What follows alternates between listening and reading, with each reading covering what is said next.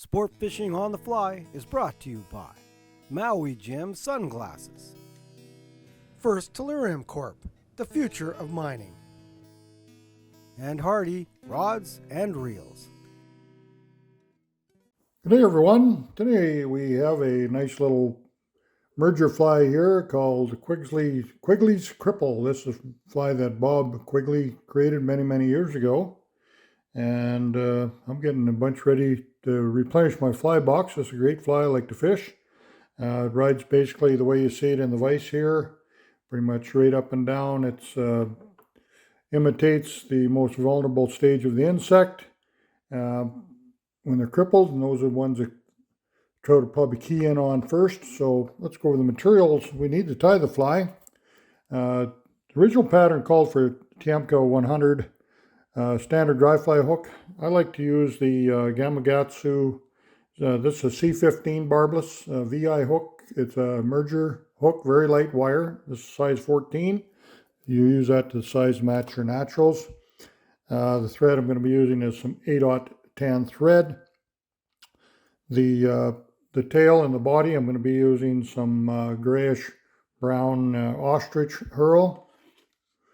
The hackle on the front is going to be some regular just Grizzly saddle, dry fly saddle, or neck hackle. You can use that. I'm also going to add just a little add-on I put in here is the UV crystal flash, just a little glint of that.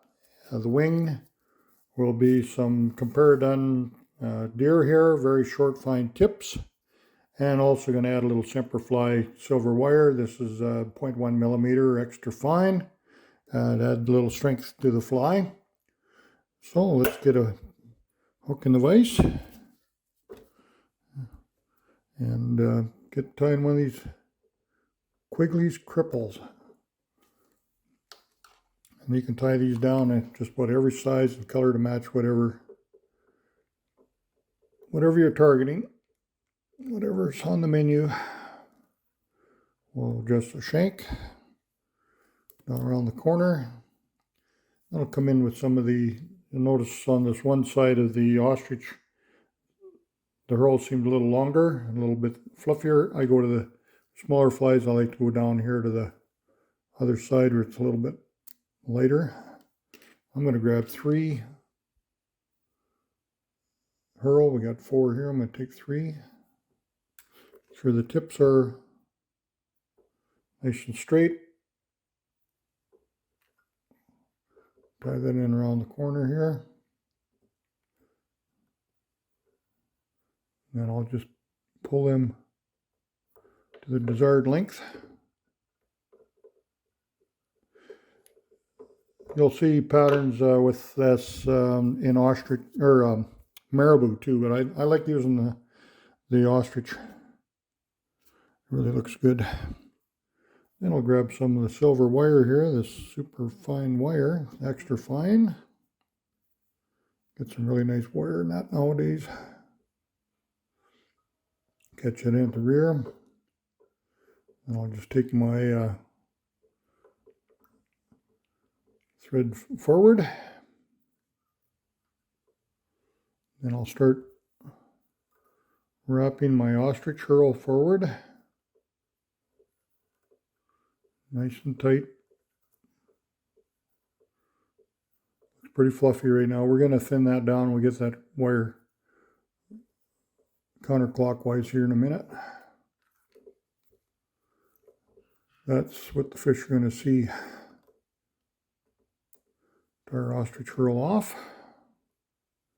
Then I'll get some nice, fairly close turns, reverse wrapping my extra fine wire, and that takes a lot of that bulk down. It imitates the gills quite nicely on a lot of these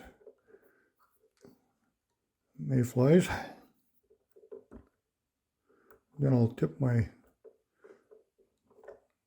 shank up where we've got a riding a little flatter. It's going to be easier to tie.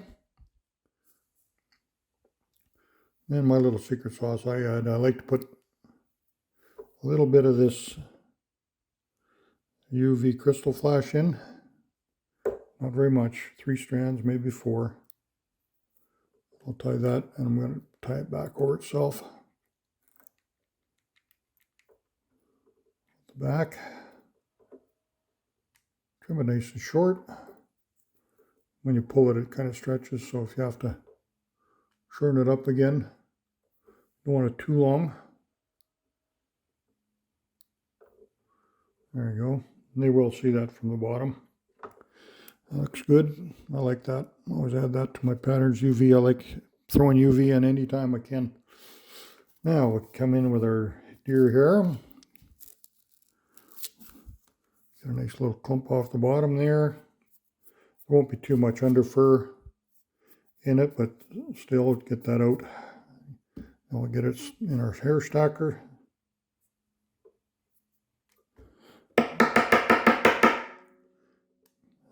Tap it down good on my desk. Makes a little noise, but get a better stack that way. If I do it on my table, I've got on my tying table, I've got a foam pad. It's easier to pull all my materials off, grab them, than a slick surface, but the hair stacker doesn't get as good a job. Now I'm going to get some loose turns, cut these butts off. Leave the butts fairly long. That's part of the pattern. Right there.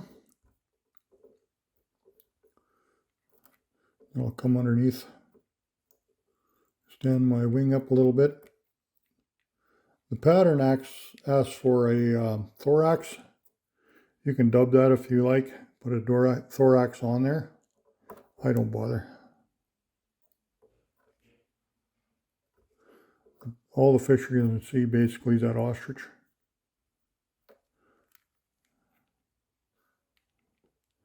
Now I want it, the wing will set forward a little bit. That's good. That's where you want that.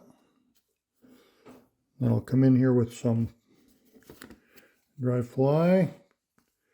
These super saddles are nice. This one's getting picked over pretty good.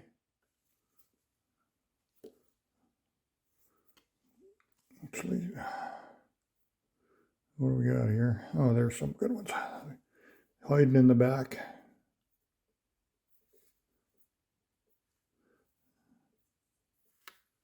Okay, a couple there. I gotta need one of these enough to do several flies, but I get my fly box all topped up, and I like these cripples. Got a haircut there. A couple turns. The super saddle, you only need to give it about 3 turns because you got lots of barb count. Make sure it's tied off. And then I'll come in front of the eye again. Make sure my hair is not getting tied down. Get my whip finish in there.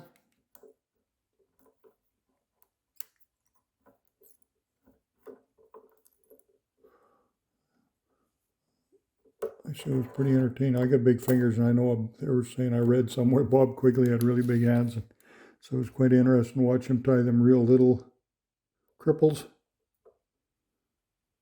There's quite a few variants of this fly out on you'll see in the internet and pattern books and so forth. It's a very, very popular fly.